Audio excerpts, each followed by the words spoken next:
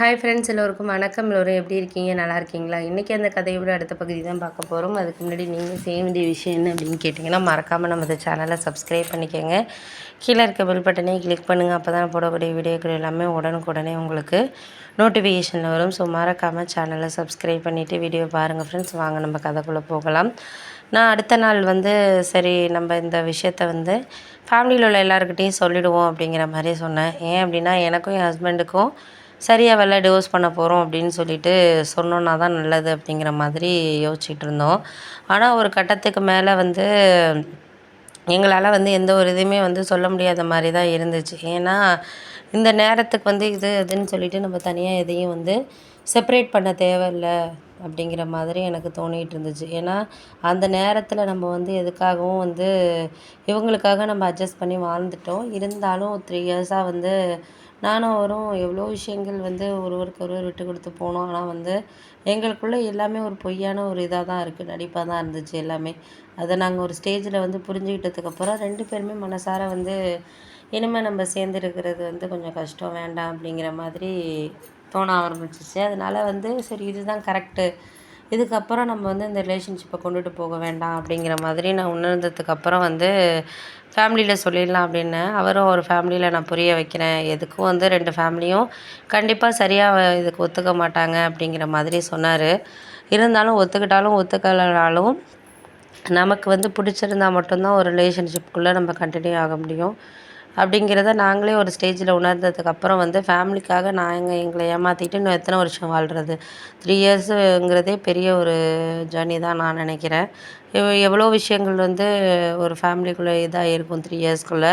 இந்நேரம் ஒரு குழந்த பிறந்திருந்தா, இல்லை ஏதோ ஒரு விஷயம் மாறி இருக்கும். எதுவுமே நடக்கலைங்கிறப்போ நம்ம அதை பற்றி எந்த ஒரு விஷயத்துக்கும் காம்ப்ளிமெண்ட் ஆகாமல் நமக்கு என்ன சரியாக இருக்கோ அதை நம்ம புரிஞ்சுக்கிட்டு அடுத்த விஷயத்தை நோக்கி நம்ம போகிறது தான் நல்லது அப்படிங்கிற மாதிரி நான் உணர ஆரம்பிச்சிட்டேன். அதனால் எதுக்காகவும் இனிமேல் நம்ம இது பண்ண வேண்டியதில்லை, பார்த்துக்கலாம். முடிஞ்ச அளவுக்கு நம்மளால் என்ன செய்ய முடியுதோ அதை நம்ம பார்த்துக்கிட்டு இது பண்ணிக்கலாம் அப்படிங்கிற மாதிரி நான் என்னோடய விஷயத்த புரிய ஆரம்பிச்சிட்டேன்.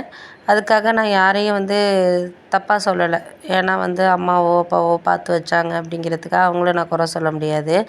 எங்கள் 2 பேருக்குள்ளே சரியாக வரலங்கிறத அவங்களால இது பண்ண முடியாது. ஒரு ரிலேஷன்ஷிப்பில் ஒரு நல்லா இருக்கும் அப்படின்னு சொல்லி தான் ஃபேமிலிக்குள்ளே மேரேஜுங்கிற ஒரு விஷயத்துக்கே கொண்டுட்டு வராங்க. ஆனால் நம்ம அதை வேண்டான்னு இது பண்ணிக்கிறப்போ அவங்க அதுக்கு காரணம் அப்படின்ட்டு நம்ம சொல்லிட முடியாது அப்படிங்கிற மாதிரி நானுமே புரிஞ்சுக்கிட்டேன். அதுக்கப்புறம் அதை ஃபேமிலியில் சொல்ல வர்றப்போ எங்கள் அம்மாவுக்கெல்லாம் ரொம்பவே இதாக இருந்துச்சு. என்னடி சொல்கிற, இப்படியெல்லாம் சொல்லாத, அதெல்லாம் சரியாக வருமா அப்படி இப்படின்னு பேச ஆரம்பிச்சிட்டாங்க. ஆனால் எங்கள் அண்ணனுக்கெல்லாம் கொஞ்சம் புரியுது. ஆனால் இப்போ உள்ள ஜென்ரேஷனுங்கிறதால சரி கொஞ்சம் யோசித்து முடிவு எடுக்கலாம்லத்தா அப்படிங்கிற மாதிரி சொன்னார்.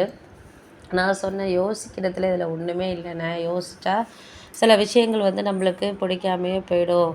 யோசிச்சுக்கிட்டு எவ்வளோ நாளைக்கு இருக்க முடியுண்ணே? 3 இயர்ஸாக நாங்களும் ஒருத்தருக்கு ஒருத்தர் சும்மா ஏமாற்றிக்கிட்டு தான் நாங்கள் வாழ்ந்துக்கிட்டு இருந்தோம். மனசார இருக்கிறதுங்கிறது கிடையாதுண்ணே அப்படின்னோன்னே, சரி ஓகே அப்போனா நீயும் லீகலாக முடிவு எடுத்துட்டோன்னே எங்கள் அம்மா உடனே பேச ஆரம்பிச்சிடும். நீ என்னடா இப்படிலாம் பேசிக்கிட்டு இருக்க, இது சரியாக வராது, உங்கள் அப்பாவுக்கு ஃபோன் பண்ணு, பெங்களூர்லேருந்து அவரை வரவை அப்படி இப்படின்னு சொன்னாங்க. நான் அப்பா கிட்டே நேற்றே இந்த விஷயத்தை பற்றி பேசிட்டேம்மா ஃபோனில், அவருமே நேரில் பார்த்துக்கலாம், 2 டேஸில் வந்துடுவேன் அப்படிங்கிற மாதிரி மீட்டிங் முடிஞ்சு வந்துடுவேன்னு தான் சொல்லியிருக்காரு அப்படின்னோடனே, அந்த பையனுக்கு என்ன வேறு யாரோடதும் லிங்க் இருக்கா அப்படி இப்படின்லாம் எங்கள் அம்மா பேச ஆரம்பித்தாங்க.